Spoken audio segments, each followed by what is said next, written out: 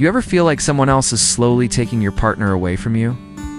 Not physically, but emotionally. Like they're slipping through your fingers and you know deep down it's because of someone else. Maybe it's a friend who texts them too often. Maybe it's an ex who somehow never disappears. Or maybe it's someone new who's always around when they don't need to be. This video is for you, and let's discuss about the third person. The one who shouldn't be in your relationship, but somehow they're influencing it. And no, this isn't about jealousy. This is about emotional boundaries. Because in the US today, we normalize so much emotional oversharing with friends, coworkers, even strangers online, that sometimes the line between just a friend and something more gets blurred. So first, pause, breathe. Don't attack your partner. Don't stalk the other person's Instagram. Don't jump to conclusions or assume cheating. That's the fastest way to drive a wedge between you two. Instead, you need clarity. You need to observe, not react. Watch how your partner behaves around this person. Are they more distant with you after seeing them? Do they hide their messages? Do they mention this person way too often? Or suddenly not at all? That shift in behavior is where the truth hides. In your instincts, they're often right. But instinct without action leads to resentment. So here's what you do. Have the uncomfortable conversation. Sit your partner down without drama and say, "Hey, I've noticed insert behavior. I'm not here to accuse you. I'm here to protect our relationship. Can we talk about what's going on?" That right there is emotional maturity. It's hard, but it's real. Real conversations are what save relationships. Next, don't make it about them. Make it about you too. Ask your partner, what do we need to feel safer with each other? What boundaries need to be in place so that no one else gets in between us again? And be honest. If your partner's best friend is getting more emotional intimacy than you, that is a problem.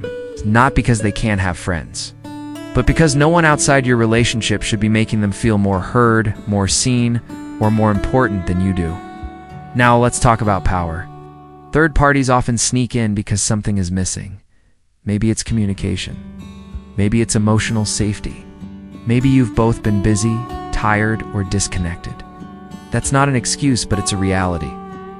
You can't remove someone if you're not ready to repair what let them in. So this is your moment to step up, to show up, to love harder, speak more openly, and meet your partner where they're emotionally lacking. Here is a trick.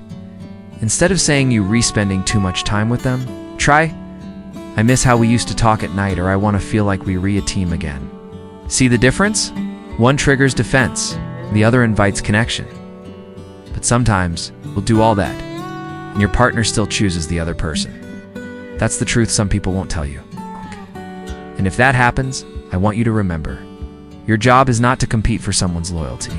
It's to respect yourself enough to walk away from someone who doesn't protect what you built together. Because love without loyalty is just a performance. Another tip, don't stalk the third person.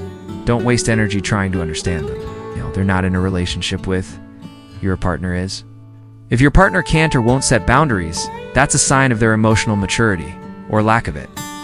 But here's the hopeful part. A lot of relationships can recover from a third person's interference, if you both choose to do the work. If you both commit to rebuilding trust, redefining boundaries, and refocusing on each other.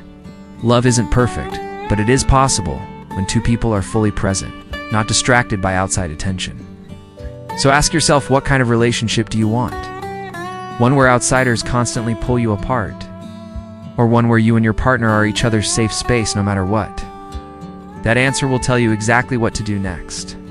Type a silent message for your favorite stranger in comment section, and Dan T.